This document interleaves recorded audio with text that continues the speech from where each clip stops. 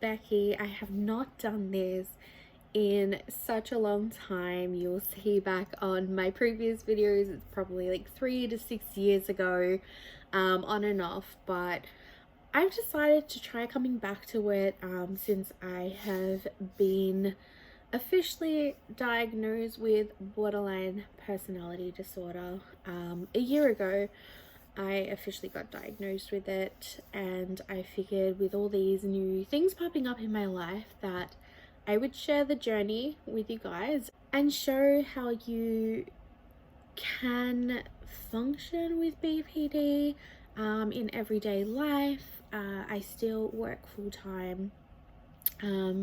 I still try to do activities, and it's been such a learning curve for me. I mean, I've had it pretty much for years and years, and it's something that I never realized I had.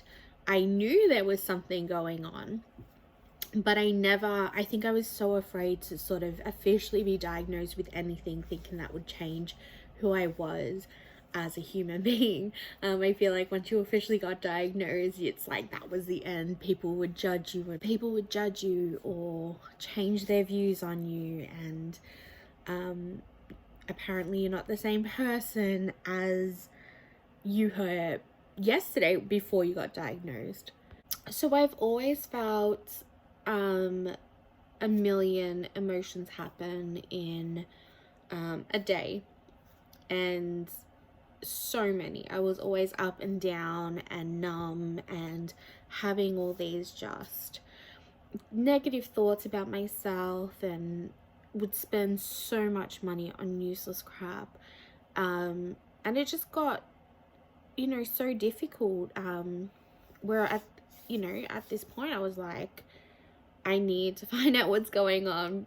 For me, I just learned to live with it until it got to the point where I was like, no, now's the time. I'm ready. I need to stop pushing these issues away. It doesn't seem normal. I just kept pretending so much and getting so exhausted that I just couldn't deal with it no more. I mean, in my 20s, I went through all these motions, and then about 24, 25, I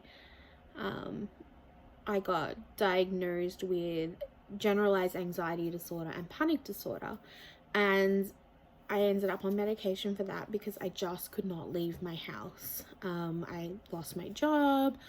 I just couldn't function. I was having panic attacks all day, every day. It was excruciating.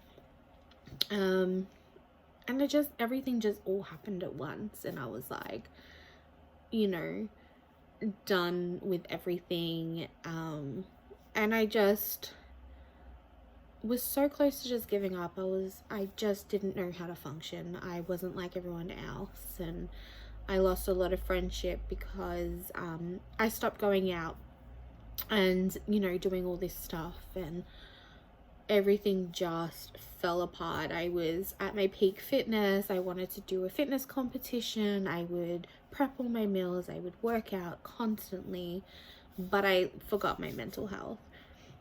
And that was the beginning of recognizing my mental health journey that I keep pushing down and covering up basically with band-aids like alcohol and partying and being that person. I just kept finding new things to gravitate towards and become addicted to sort of help all that. And now I realized my BPD was the one that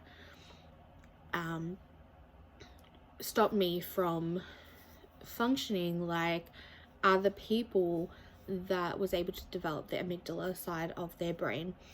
And that continued for a while, the GAD and PD, and I didn't see a psychologist, and I should have, and I didn't. And I just was like, oh, I got the medication, I'm fine now. And I would go through the journey of putting myself out there out of my comfort zone, and trying to find other jobs, and moving out of my parents' house finally, and going through all those motions, being in and out of jobs, and trying to deal with things by myself, and trying to get back into fitness. I was starting to put on weight. My asthma was terrible. I had a fear of working out. I had a lot of fears actually. My life wasn't the same after that.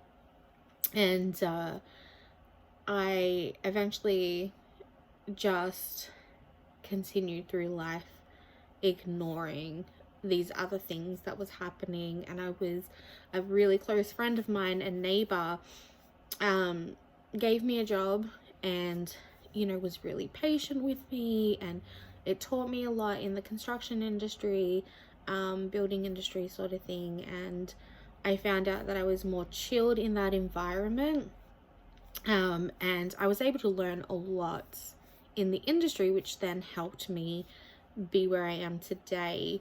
And she would point things out that I did that I didn't realize I was doing, and I'm like, you know, this is weird. But being seen by someone and having it pointed out, it sort of made me feel really good about myself, that someone finally saw me and what I was doing and recognizing it. And it was like so difficult to hide that, and she's still a very dear friend to me today. And eventually, you know, I ended up in another job, another opportunity for me, and it kept going like that, until finally I ended up in this job that I'm in now, and it gave me so many opportunities. I've been here for 3 years, and they're the most patient, amazing people that pride themselves in helping people that, you know, struggle with mental health or have disabilities, invisible disabilities, chronic illness, just all diverse people, and they never discriminate. It's such an amazing company to work for. And then I guess that finally gave me the confidence to sort of recognize what I was going through, because I was like, I'm finally at this stage where I have a stable income, I am being respected. It took a while to sort of get out of the motions of having decent employees beside my friend who had employed me previously. It took me a while to be where I am, and have that confidence that, you know, every second I'm not going to get fired. You know, that was what would go through my mind. Like, constructive criticism for me, I took so many things personally, thinking that it's the end of the world and all that kind of stuff. But it sort of helped me grow. Like, I found out that they were doing a lot of these things to help me grow, as like in my career, and they had that faith in me and knew that I could do it instead of just giving up. And that kind of made me say, I want to stay here and I want to get better and I want to function like, you know, everybody else, with my own unique abilities, because there are some positives to it. And I have this amazing doctor, and for some reason I thought I had bipolar, and I had that suspicion for such a long time. And so I finally went to my doctor. My mum knew as well that something was going on, and she finally convinced me. She's like, no, we're going to the doctor, something is going on. Went to the doctor, and he gave me a referral to a psychiatrist, which I went to, and I went through everything with him, my emotions. He would ask questions, and straight off the bat, he's like, you have borderline personality disorder. And I had never once considered that, because I didn't know about that. I would research things and it would come up as bipolar, and he would tell me the difference and what caused it, and past traumas growing up in a childhood that I grew up in. And it sort of helped me understand, and he was amazing with that. And he told me, you know, what we're going to do is put you on these medication, we're going to ease you into it, and I want you to see a psychologist along with it and do DBT therapy. And I was like, okay, we're gonna do this. We're gonna start investing in ourselves and start healing. And so it was scary to have finally a diagnosis, but also it made sense. It was like every time I would research something, it was just like oh my gosh, this is me, this is me, this is me. Like I was finally seen for the first time, and it was so different, and it was amazing. And I told people, I told my two best friends, I told my family, and I didn't tell my work. I told a couple of people, but they are very close to me. But it was just like, okay, hi, I'm Becky and I have BPD, you know? And people reminded me that that doesn't define who I am, and that I'm very much loved and supported through this journey, and that was incredible for me.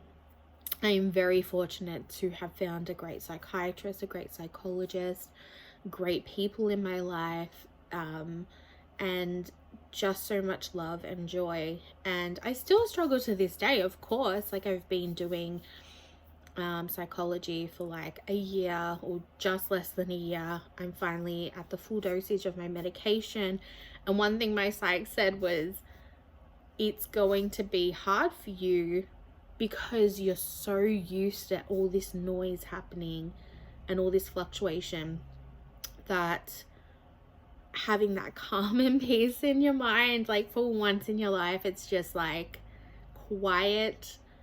You're not going to realize how difficult that can be for people. And I'm glad he said that, because I was just like, what is this? Like, how is this possible? I could be living like this for the rest of my life. What is wrong? Like, I felt like, wow, is this what you humans go through? I just felt like there was just so many emotions and everything. Like for the first time, things made sense, and I was learning how to get through things, and I was actually discovering who I am, because you get lost and you are a chameleon. Basically, you attach yourself to other people's personalities. Like you don't know what your personality is, so I could easily be like, oh yeah, I like that band too, that's my favorite color, that's my personality too. Like you adapt yourself to other people so easily, and you end up talking in the same ways as them, thinking that that's you. I don't have split personalities. That's a completely different diagnosis. A lot of people have some ignorance to certain mental health. They hear borderline personality disorder and they think, oh, how many personalities do you have? And I'm like, that's a completely different diagnosis. I would say they're long lost cousins, but they're not the same thing. So people would be like, do you hear voices and all that kind of stuff? I'm like, that's a completely different diagnosis too. That's like, that's schizophrenia. So trying to teach people how what it is, get rapid extreme mood swings, emotional numbness. You get numbness where you just completely a blank page, where you could be like LOL but really you're just straight faced and don't have any emotion. Dissociation, black and white thinking. You're either really, really ecstatic and happy, or you're really, really, really angry. There's no in between. I never felt just happy or just disappointed or angry slightly. Like just I would feel the extreme emotion from one to another, and that was something I had to like figure out was, oh, I'm just disappointed that that's happened, instead of being like, how dare that person cut me off on the road, this is disgusting, I'm so angry at that person, I wish them bad luck. And you become obsessive over that for the rest of the day and you're just fuming at it. But now I can be like, oh, okay, well, hopefully he gets there safely and doesn't hurt someone. So I've learned to sort of deal with that emotion.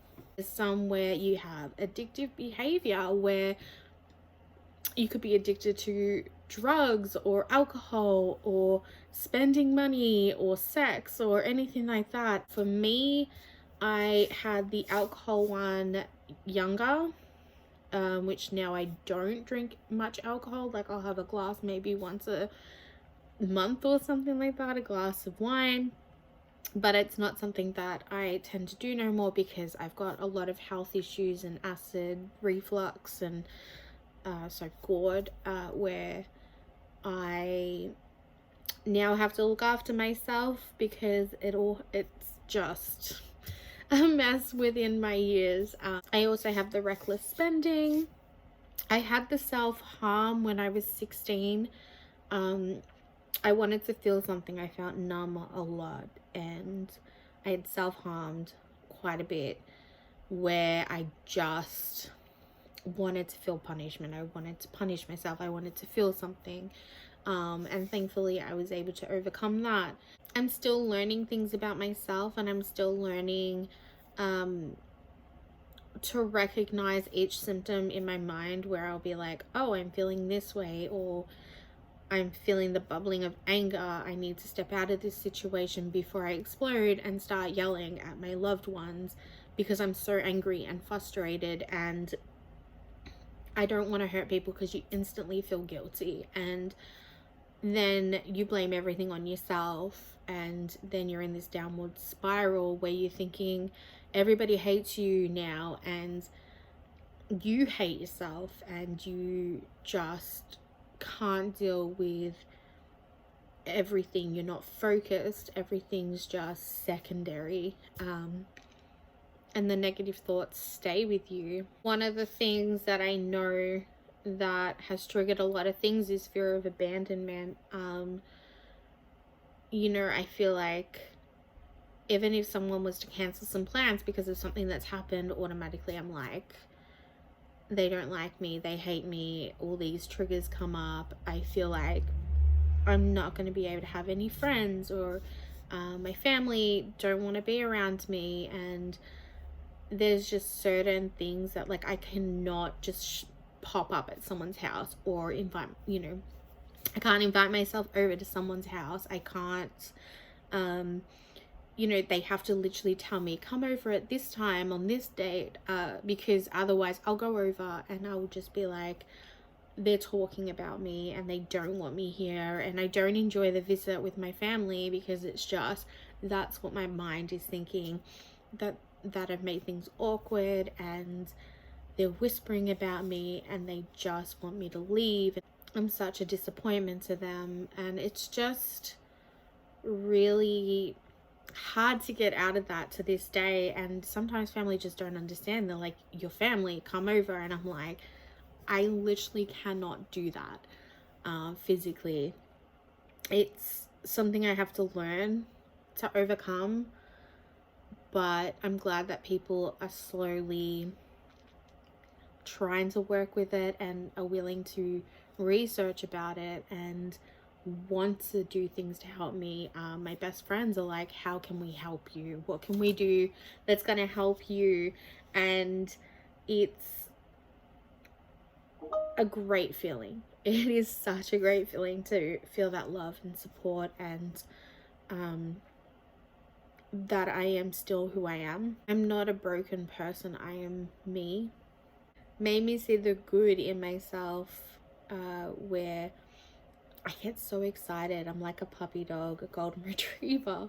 If I was a dog, I would probably wee everywhere because I'm so excited. I get really just ecstatic. I have so many emotions. Like, I feel what people say a lot more, where they'll tell me such good news and I'll have tears in my eyes and they're like, are you okay? And I'm like, no, I'm just so happy for you. Or they'll tell me something sad that's happened to them and then I cry again because I'm feeling so many emotions for them. And I love so hard, and I would do anything for everybody, and I love that trait about myself. I've learned to look up into the sky and see the things around me now. I'm kind, and I would give the world to everybody if I could.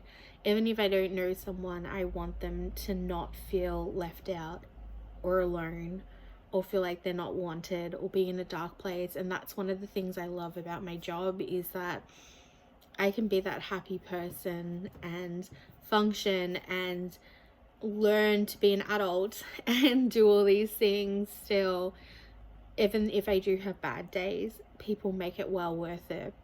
But then I go home and I'm exhausted because I've expelled so much energy in that person that I am at work. But I wouldn't change it for the world, because I love who I am when I'm at work, and I've learned to discover who I am, which was incredible.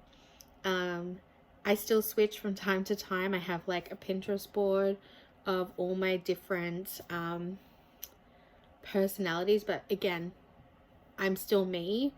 I just have different things that I adapt to. Like sometimes I'll have the very girly side where I'm just like Barbie and everything. Then I have my vintage side. As you can see, there's like a whole variety of things. And I have this side where I'm like, I just want tattoos and I want, rock music and black clothes. And then I have the spiritual side of me, and my psych told me, why can't you have bits of everything in your life? Because there's a reason you gravitate towards that. So I've been learning to combine the best parts of these that make me feel happy, and at the end of each day I am happy and I've learned who I am. So now I'm in my 30s. I am 32 years old and I am where I should be in my life, which is such a good feeling. So, I mean, this is a whole bunch of ramble, and I wanted people to get to know it, and I want people that do have mental illness to not feel alone. People with borderline personality disorder to know that there are things that you can do. You're capable of so much more, and you're not defined by your illness. There is so much more for you out there, and it is okay not to be okay. And I've learned that, and there is a light at the end of the tunnel. It does take time, but you're not alone, and that's the most important thing to remember. So you guys can reach out anytime to me if you have any questions. Please leave them down below. I am an open book. I am willing to answer any questions that you might have, or if you're in a tough place and you want to talk to someone, please reach out. You can follow me on Instagram, Twitter, have a conversation with me. I am in Australia, so the time zones might be different, so please don't feel like I'm ignoring you if I don't get back straight away. It's just there might be a time difference. And I hope you follow me on this journey. I've got this amazing opportunity coming up for work, and I really want people to see a non-filtered version of putting yourself out there, out of your comfort zone, and trying different things. That's the most important thing. So I am excited, I'm nervous, I am just full of gratitude at things that are coming my way. And every day is so different. I am not perfect. I am not always happy and bubbly. I definitely have so many of my moments, but not as many, or I recover quickly. I've learned to recognize each thing and try different ways to sort of come back to myself and still be positive. So thank you guys if you have made it to the end.